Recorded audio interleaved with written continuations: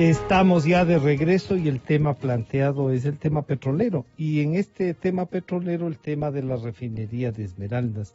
Y para eso hemos convocado a dos analistas, pero además gente muy conocedora, muy cercana a este tema. Es el doctor Fernando Santos y el licenciado Henry Llanes.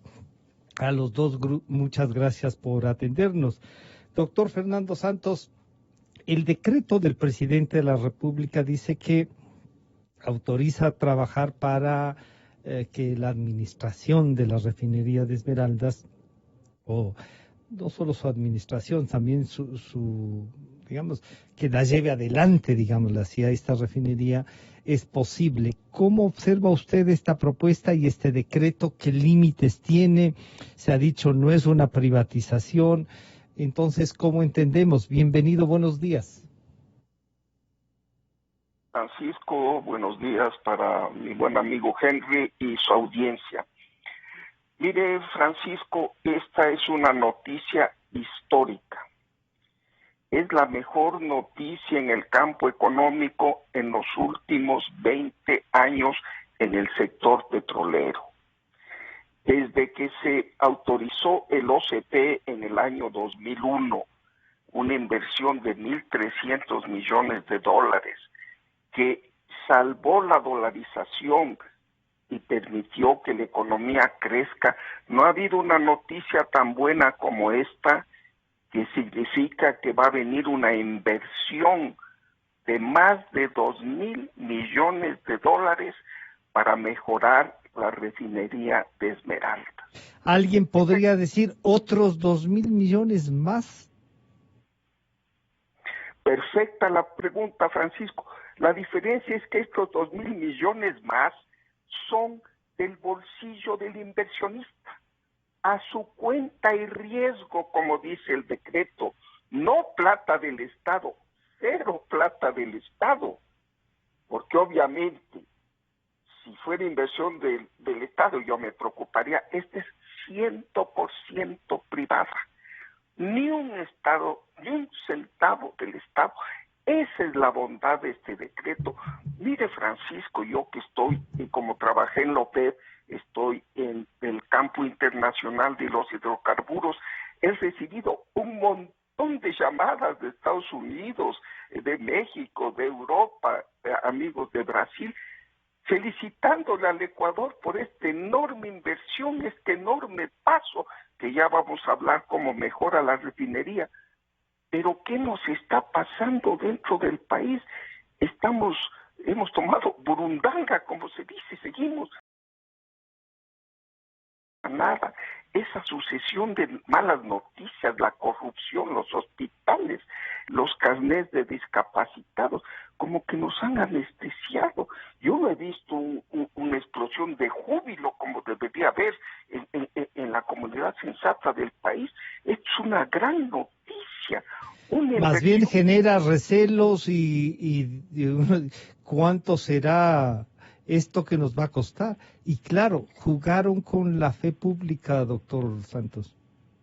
Exactamente, porque mire, ya luego de que el gobierno de Correa se robó y malgastó casi 4.000 millones de dólares en dos refinerías, que la una no existe y la otra no sirve, entonces la gente es escéptica. Pero yo quisiera que se lea el decreto. Dice, a cuenta y riesgo del inversionista. El Estado no va a poner un centavo, este es solo el inversionista. Si sale bien, él tiene derecho a operar la refinería. Vamos a hablar también de una mini refinería que tiene que hacer, y de ahí se cobra su inversión. Si sale mal, es su problema. Entonces le digo, es una cosa extraordinaria para el país, para esa pobre provincia de Esmeraldas, que ha sido abandonada por años, que no tienen agua potable. Para ellos una fuente de empleo, una fuente de salud, porque ahorita la refinería está envenenando al pobre pueblo de Esmeraldas, y el primer objetivo, según leí el decreto, es mejorar la calidad de los combustibles. Entonces, una noticia fantástica. Aquí nadie le da balón, como se dice vulgarmente. Me estoy extrañando. No, fíjese que le damos balón tanto que les estamos pidiendo a ustedes su criterio, pero permítame saludar a Henry Llanes, que está también. Henry, buenos días, bienvenido. Está con nosotros el doctor Fernando Santos. ¿Cuál la reacción, cuál la visión de un exdirigente, pero además de una persona que hace un seguimiento, entre otras cosas, a la política petrolera del Ecuador? Esta que nos dice el doctor Fernando Santos es una gran noticia, esta que para él esta visión sería buena, que habría que recibirla de mejor manera. Y entonces ahí diría, ¿qué está pensando Henry Llanes con este decreto? Bienvenido, buenos días. Buenos días, estimado Francisco. Un cordial saludo para el doctor Fernando Santos Albite, también para la audiencia de Radio Democracia y para nuestro amigo Gonzalo Rosero y su familia. Un gran saludo para todos ustedes. En verdad, el decreto que ha puesto en vigencia el gobierno nacional para que se dé para una... operar, ¿no? La refinería. Sí, la figura es la alianza público-privada, que en otras palabras viene a ser una empresa de economía mixta, que es lo que se va a encargar de repotenciar la actual planta, así como también ampliar su capacidad de refinación. Y claro, el decreto se apoya en dos disposiciones constitucionales que se pusieron en vigencia en Montecristi, bajo el liderazgo del gobierno de Correa, de Alianza País. En el artículo 316 de la Constitución de la República dice que las actividades estratégicas por excepción sí las pueden delegar a la iniciativa privada o a la economía popular y solidaria, dice el artículo 316, de manera que empezando por la norma constitucional, vuelvo a repetir, por la legislación está cubierto el decreto. Está cubierto, y lo mismo también se ampara el decreto en el artículo 408, sobre todo la parte que tiene que ver con los beneficios que tienen que ser en igual de proporciones para el Estado y para la empresa privada, ¿no? Yo creo que en las circunstancias en que estamos, que venga inyección de capital 2.000 millones de internacional, dólares, dice, ¿no? Sí, 2.000 millones de dólares. Y recuerdo que en los amplios debates que teníamos y exposiciones y conversatorios que teníamos con el doctor Fernando Santos Albite, año 2012, año 2013, cuando nosotros cuestionábamos este mal manejo de la actividad petrolera por el gobierno de Correa. Asalto. Este asalto, sí, y cuando se propuso construir la refinería Esmeraldas, recuerdo que Fernando Santos Albite decía, con los 1.500 millones de dólares que se invirtieron en ese proyecto fallido de la refinería del Pacífico en Manabí, con esos 1.500 millones se hubiera construido una nueva refinería, y él hacía referencia a un experto cubano que es profesor de una de las universidades de Houston, ya nos recordará el nombre, pero recuerdo que ahí decía Fernando de que la construcción el método de construcción de una planta de refinación para procesar un barril de petróleo, el construir una planta para procesar un barril de petróleo, según ese profesor el que citaba Fernando Santos Albite, era de $12,000 la construcción de esa planta para procesar un barril de petróleo. Eso daba más o menos $1.200 millones, una refinería de 100,000 barriles de petróleo, ¿no? Entonces yo diría que estando el Ecuador con todo este manejo tan irresponsable, tan alegre, la solución es entonces trasladarla trasladarla a alguien que pueda ser mejor fiscalizado y no alguien que pueda depender de alguna institución del Estado mismo y que puedan hacer otra feria de eso. Sí, yo creo que una alianza estratégica, una alianza público-privada o en otras palabras una empresa de economía mixta, en donde la empresa internacional primero haga la repotenciación de la planta actual, segundo construya un nuevo módulo para aumentar el volumen de procesamiento, y tercero, la operación de todo el proyecto estaría a cargo de la empresa privada. Entonces Entonces nosotros ya tuvimos una de las mejores experiencias en la explotación petrolera con el consorcio CP Texaco, que fue el mejor contrato de explotación petrolera. Los otros no lo han sido más bien un perjuicio, un desastre para este país, sobre todo a partir de los años 90. Claro. Y entonces yo diría que si la planta que tiene que licitarla, a propósito, este proceso tiene que ser licitado, tiene que participar una empresa de prestigio internacional, ojalá sea Shell, Móvil, Una de las grandes. Claro, no cualquier Una de las empresa. grandes. No Ojalá no empresa, esté el sino... señor Cadena organizando alguna para presentarse. No. Yo creo que ese tipo de capitalistas... O el señor Tomislav Topic, que ahora ya tiene. Sí, exacto. No sé.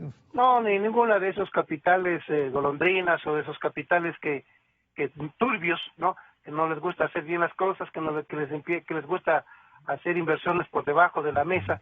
No, acabo de escuchar la entrevista al abogado Jaime Nebodi, lo hice con claridad, y una reunión que nosotros sostuvimos hace unos días atrás, decía salir de un ladrón para caer en otro ladrón, tampoco, ¿no? Tampoco, entonces lo que hay que más bien aprovechar la oportunidad, claro, para no es un seriamente... tema de cambiar de ladrón, sino Sí, es un no tema de salir de esto que nos está pasando.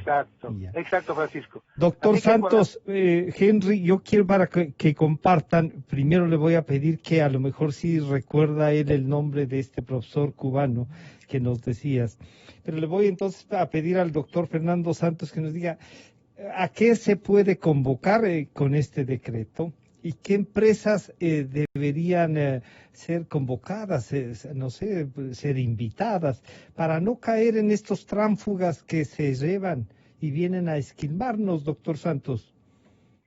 Sí, se llama el profesor Jorge Piñón, es el jefe de los estudios petroleros de la Universidad de Houston, que es la universidad petrolera del mundo. Él hace siempre análisis de refinerías y decía que debía costar por barril instalado en ese tiempo $12,000 por barril, decían, ¿no? Barril instalado, o sea, una vez 1,000 barriles costaba $1,200 millones. Y los pícaros correístas se robaron $2,200 millones en la... y no sirvió para nada. Ni siquiera aumentaron una gota, un barril. Así es que muy bien. Pero vamos al... Pero fíjese que un ex dirigente sindical como Henry, que además por el seguimiento y los estudios que hace está permanentemente informado, dice que sí está bien. ¿Ahí hay una peligrosa coincidencia o no? No, Henry es un hombre de bien, es un hombre que quiere el progreso del país. Y es más, estimado Francisco, yo le voy a proponer al ingeniero Ortiz, quien va a dirigir este proceso, que es un hombre absolutamente honorable, prístino. Estaría bien, ¿no? Por supuesto, tiene que haber, porque ya no es la corrupción correísta, hoy ha cambiado. Le voy a decir una cosa, Francisco, mire, yo no voté por el presidente de la República, Moreno, yo voté por Guillermo Lasso, lo reconozco. Pero hay que ver que en el sector petrolero el presidente Moreno ha sido muy acertado. Ha nombrado 2 personas de bien como ministros. Carlos Pérez García, un hombre honorable y de bien. René Ortiz, un erudito en petróleo y un hombre extremadamente de bien. No es como Correa, que buscaba los más grandes ladrones y sinvergüenzas para ser los ministros.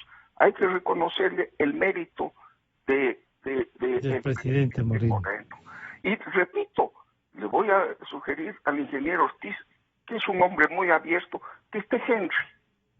Y cualquier persona que conozca de la materia, que sean observadores para que haya una licitación limpia. ¿Sabe una cosa? ¿Qué tiempo toma esto, doctor Santos? Mire, ¿Se tendrá que terminar en el próximo gobierno o avanza? Yo creo que sí se avanza. ¿Que se avanza? Con lo cual gana el país, entonces.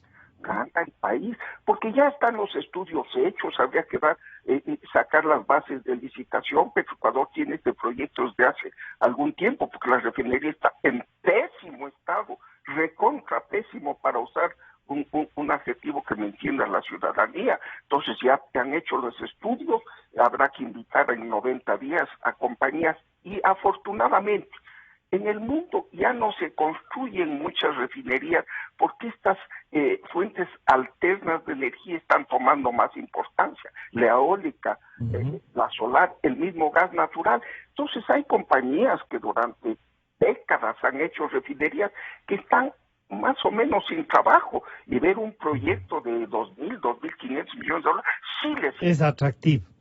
Así es que yo creo que van a pedir las mejores compañías, tienen que hacer un procedimiento limpio, invitando a observadores, inclusive como Henry, gente de bien, y muchos otros que hay, por supuesto, para que vean.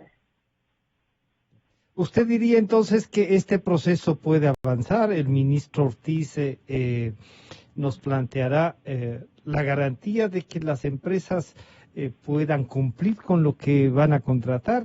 Y otra cosa adicional, si no hay que invertir como Estado, ellos traerán recursos.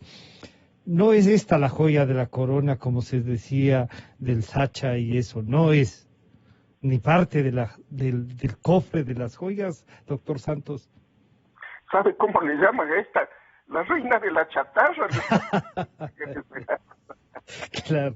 Henry, si la reina de la chatarra es posible, y claro, la reina de la chatarra que era esta señora Duarte en el Brasil,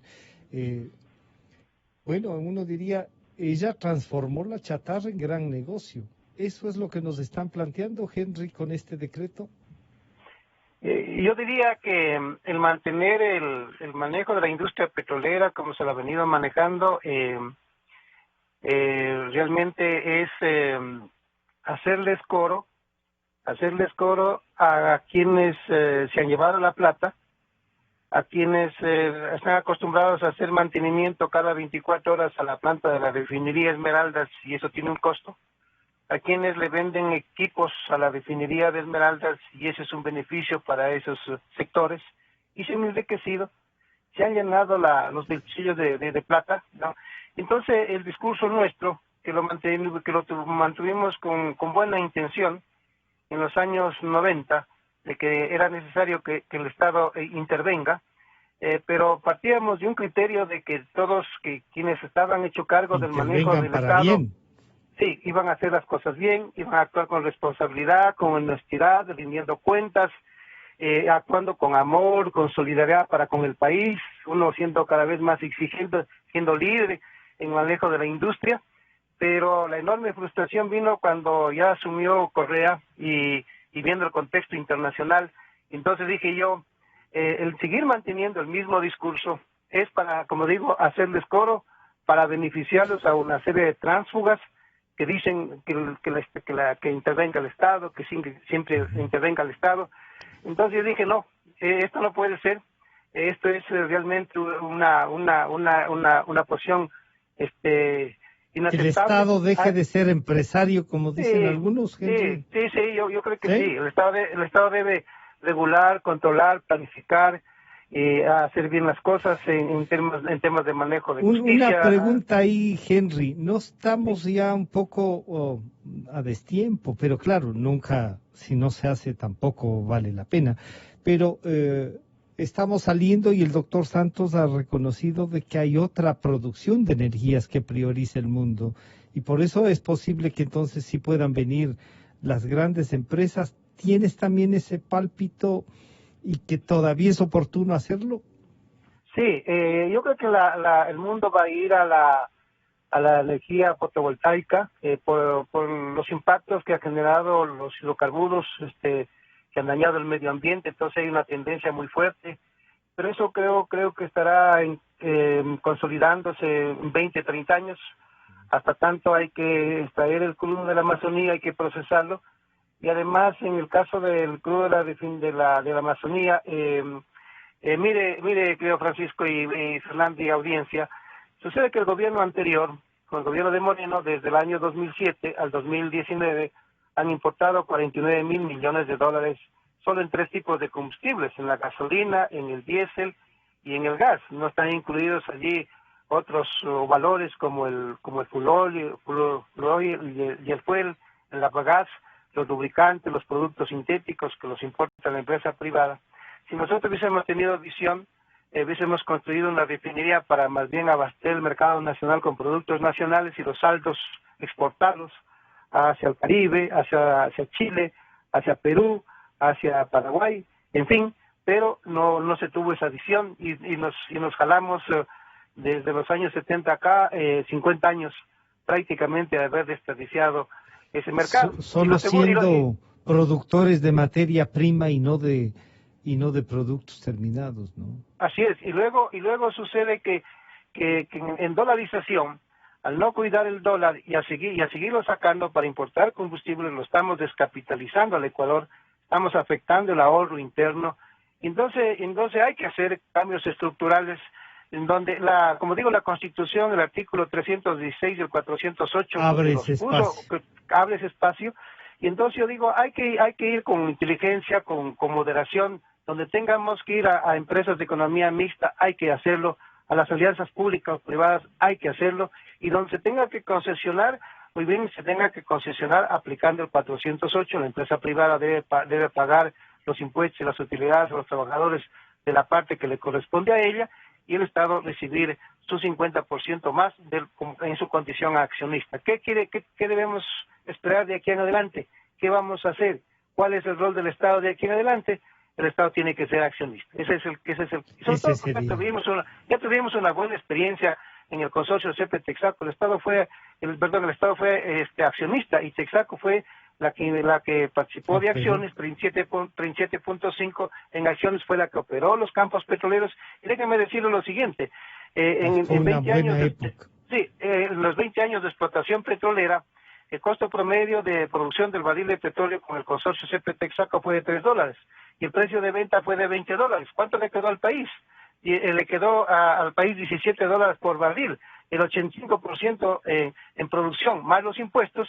El país tuvo una participación del 92% por cada barril de petróleo. Bueno, si ese modelo de contrato nos dio tanto éxito al Ecuador, ¿por qué nos desprendimos de ese modelo? Y metimos otro tipo de contratos que no sirven para nada. Porque con seguridad no generaba ganancia para los que estaban en ese momento en el Estado. Cuando la empresa privada opera como operó en el caso del consorcio CP-Texaco, le digo porque yo entré a inicios de los 80 CP, bueno, ahí no le roban un clavo. El que se roba un clavo lo mandan sacando y lo pueden meter a la cárcel. En cambio, cuando el Estado ha venido operando, aquí han hecho diablura y media. Se han llevado hasta aviones, se llevan, todo. Se llevan el crudo. Doctor Santos, Doctor Santos, esta visión de un ex dirigente, diría yo, que es un poco tomar conciencia de que hay otras formas de que el Estado esté representado.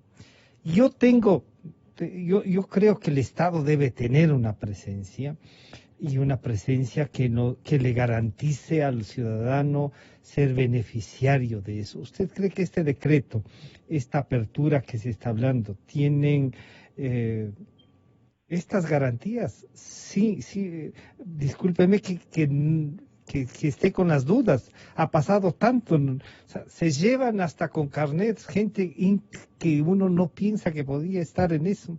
Entonces, claro, se generan estas dudas, doctor Santos. Así es, Francisco. Mire, yo también participo de estas dudas. ¿Cómo puede ser que haya ministros de la Corte Suprema que tengan 99% de discapacidad intelectual? Y no estén encerrados en alguna parte. En lugar de estar en la cárcel, están impartiendo justicia. Por favor, ¿cómo se roban todos los días? Mire, ayer leí un artículo del doctor Hernán Pérez Luz, dice, pero ni en la Babilonia Apocalipsis se llegó tan bajo, ¿no? Porque es la corrupción de Correa que sigue implantada. Porque lamentablemente el señor presidente de la República ha tenido buena voluntad, pero Correa durante 10 años instaló a esta gente. Un Estado gangsteril. Entonces, al Estado hay que tratar de componerlo, pero va a tomar tiempo, pero la economía tiene que seguir marchando. Entonces, ¿quién tiene que manejar las inversiones? El sector privado. Mire, Francisco, yo soy mayor que usted. Cuando yo era niño, la gasolina era buena, había pocos automóviles, pero era de calidad, las gasolineras muy bien. Era gasolina producida ¿por quién? Por una compañía privada, la famosa Anglo, que hizo una refinería en La Libertad de los años 40, ya tiene 80 años, y como el Johnny Walker sigue tan campante, sigue funcionando con empresa privada. Vea la inmundicia, compare con la inmundicia estatal de la refinería del Pacífico. Entonces yo creo que el señor presidente de la República, que comenzó un poquito con estas teorías del Estado, pero ha cambiado para bien, y se da cuenta, zapatero a tus zapatos, el Estado a controlar, la empresa privada a producir, porque es con su dinero, como dice Henry, el mejor contrato del Estado fue el de la Texaco. El país le debe a la Texaco y a la Gulf su modernidad, estas compañías que invirtieron a su riesgo e hicieron el Ecuador moderno. Pero vino Correa y en el campo de la producción votó a todas las compañías, expulsó a las compañías más grandes para darle a Petroecuador o a Petroamazonas esos campos. ¿Por qué? Para que después vayan en manos de los chinos ese crudo con una coima de $4 por barril. Eso hizo Correa a nombre del nacionalismo, a nombre de la patria, tierra sagrada. Lo que quería era la corrupción. Olvidémonos de ese pasado y veamos la empresa privada. Si le va mal a esta compañía... Pero también nos va mal al país, ojalá no le vaya mal, porque si le va mal también nos va mal al país. Doctor Santos, ¿en qué tiempo cree usted que se convocará y se usará ya el decreto que está en vigencia, ha sido publicado? ¿Usted cree que tenemos unos tiempos para esto? Yo diría que sí, yo creo que en 60 días se puede estar convocando, si no es en menos, en unos 90 días de la licitación, y de ahí se adjudicará, entonces estamos hablando de unos 5 o 6 meses. Yo creo que a fin de año se puede ya tener contratada la obra. Obviamente de ahí la compañía mandará sus técnicos a hacer el análisis, pero yo creo que por la magnitud de la obra solo se van a presentar compañías serias y solventes. Y antes de eso habrá que tener un informe detallado de lo que ha pasado. Por último, doctor Santos, de tener un inventario de todo lo que se han llevado para poderle señalar. Así es, mire, ya lo hizo las Naciones Unidas. Este gobierno le contrató al PNUD, al Programa de Desarrollo de las Naciones Unidas, ya ahí está lo que se robaron en la refinería de Esmeraldas, 2.000 millones, en la del Aromo, 1.500 millones, en el almacenamiento de Monteverde, 600 millones, en el poliducto a Cuenca, 400 millones, en el gas del Golfo de Guayaquil, Bajo Alto, 400 millones, ¿qué? 5.000 millones de dólares robó Correa y sus ministros y sus presidentes de Petroecuador. Ya basta de esos ladrones. Hoy una licitación limpia y que venga la mejor compañía con los 100 ojos de vigilancia. La transparencia tiene que ser la norma, entonces. Así es. Y yo le garantizo, yo lo conozco 50 años a René Ortiz, es un hombre íntegro, es una garantía que él esté al frente de la cartera de petróleos. Henry, contigo terminamos, Henry. Esta visión positiva, entonces sí, tiene razón el doctor Santos de que debemos seguirla más, debemos continuarla. El medio, aquí Radio Democracia, la cadena Democracia, siempre el tema petrolero lo ha tomado, petrolero, minero, todo lo que tiene que ver con esto del Estado lo toma muy en serio. Gonzalo conduce esos temas. Así debemos seguir entonces, Henry. Sí, yo creo que en el Ecuador tenemos que ponernos de acuerdo para muchas cosas, porque el tema del COVID, que aniquila vida todos los días, que mata gente todos los días, y que destruye la economía de la gente a nivel mundial todos los días. Entonces nosotros no podemos seguir aquí en el Ecuador hablándonos de los pelos, no unos a otros, no. Yo creo que debemos actuar con racionalidad. Y yo creo que debemos actuar con solidaridad y debemos unirnos todas las mejores iniciativas para que el país salga adelante. Y en materia petrolera tenemos que hacerlo por 3 cosas. El Ecuador tiene una enorme fortaleza por el hecho de tener petróleo. El Ecuador tiene una enorme fortaleza por el hecho de tener infraestructura petrolera. El Ecuador tiene una enorme fortaleza por tener un mercado bien amplio para un negocio, de manera que la empresa privada que venga o este nuevo modelo no va a fracasar, porque tiene, mi querido Francisco, un mercado de 17 millones de ecuatorianos. Entonces es una inversión a la segura. Hay una garantía para ellos también. Sí, cualquiera. Yo y cualquiera invirtiera, si seriamente, si con transparencia, mediante proceso licitatorio, valorando los activos, porque hay que hacer a lo mejor en el decreto, a lo mejor habrá que ampliar, pero hay que poner algunos conceptos. Por ejemplo, el Ecuador tiene que valorar cuánto tiene invertido en los activos de la refinería. Pero en lo real, porque sí. Lo real, porque lo invertido últimamente van a decir, oiga, esto no vale 2.000 millones de dólares. Claro, no. Los pegan. Tiene que hacerlo real, porque imagínense las cifras, en los años 70, en los años 74, ¿saben cuánto se programó construir la refinería y que se la construyó con 160 millones de dólares?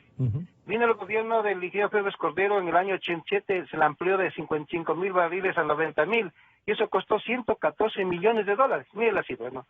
Y luego, claro, en el 98 no dio resultado la inversión con los españoles de 200 millones, pero vino el señor Correa y le puso allí 2.365 millones. Imagínense esa locura, ese despropósito, esa cosa tan impresionante, 2.365, no sirvió para nada.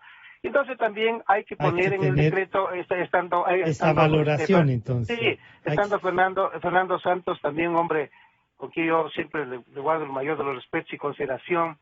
Ha habido veces que no hemos coincidido, pero nunca perdimos el respeto. Inclusive a Fernando le pedí que me ayude en la presentación de un libro en la Cámara, que lo hizo en años anteriores. Entonces, siempre yo para él el mayor de los respetos y consideración. Es mi gran amigo, Fernando Santos. Qué bueno. Entonces, mire que también hay que actuar con visión de futuro, que la planta va a servir hay que definir el tipo de crudos que se van a procesar, que son de la Amazonía. Hay que definir algunas cosas todavía. Hay que definir algunas cosas todavía, por ejemplo, también si la planta va a tener una amplia capacidad de refinación, entiendo que en algún momento inclusive tiene que importar petróleo. Todas esas cosas tienen que estar, como decía el doctor Fernando Santos Alvite, el caso de Anglo tiene tantos años y la planta que está en La Libertad está todavía funcionando porque tuvieron una buena visión. Acá en Esmeraldas, lamentablemente entró en manos de determinados gobiernos inescrupulosos como el que tuvimos anteriormente, terrible, y entonces tomaron los recursos del país. Entonces yo creo que para empezar el decreto es positivo. Yo creo que hay que ir por ahí, hay que actuar bien, con transparencia, sobre todo. Si uno se actúa con transparencia, esa es la garantía si uno se hace a la luz pública las cosas, nadie tiene que dudar, hacer bien las cosas, dejarlas bien plasmadas en las leyes, en los decretos y en el contrato. Y finalmente estaremos siguiendo entonces, por favor. Francisco, solamente una cosita, el gobierno de Correa, cuando ya veía que todo se le fue de las manos y que parecía que ya no le entraba a ese gobierno a quienes lo sirvieron, parece que le faltaba maletas para poner el dinero. Entonces, cuando ya no tenían las maletas para poner el dinero que se llevaron, entonces pusieron una ley. También ellos pusieron una ley que se llama Ley Orgánica de Incentivos para las Relaciones Público-Privadas, ¿no? Y la inversión extranjera. Así que, porque van a venir por ahí voces, ¿no? Que ya hay privatizaciones, que hay una serie de cosas, pero aquí el marco legal todo lo dejó haciendo ese gobierno de Correa. Así que simplemente lo que está haciendo es aplicando lo que están hablando. Muchas gracias. Les estaremos convocando para hacer el seguimiento, para ver cómo avanza la aplicación de este decreto. En principio nos quedamos con el criterio que ustedes han dicho y han sostenido de que ya el decreto en sí es un tema positivo. Muchísimas gracias al doctor Fernando Santos Alvite y al licenciado Henry Llanes. Enseguida volvemos. Estará con nosotros Fernando Villavicencio. Estamos aquí para acompañarte. Sí, para no dejarte solo en medio de esta incertidumbre.